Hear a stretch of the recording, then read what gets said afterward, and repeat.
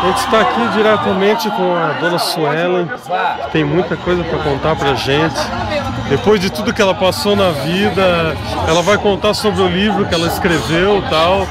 E também eu soube que tu tá com uma peça de teatro agora no centro. Me conta um pouco sobre essa emoção, o que tu tá passando com isso. Então, é muito interessante, é muito legal falar sobre isso, que é um trabalho muito bom, é um trabalho que está dando muito sucesso e está sendo divulgado por todo o Brasil. É sobre Eu Nunca Bebi. Eu nunca bebi. Mas é alguma experiência tipo pessoal que tu passou por nunca ter bebido? Como é que é isso?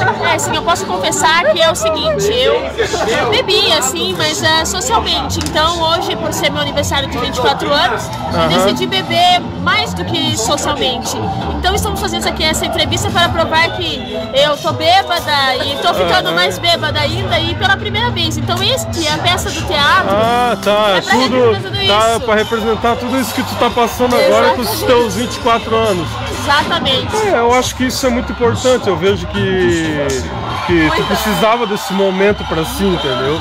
Então tu se retraiu dentro do personagem e hoje tu é uma pessoa bêbada.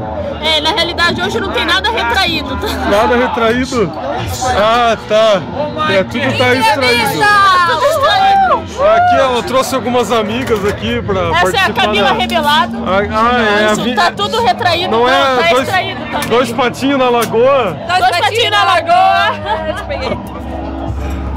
Não, vamos com Mas então tá bom, né? Então ela tem dois patinhos na lagoa e eu tenho dois patinhos na lagoa e mais dois patinhos.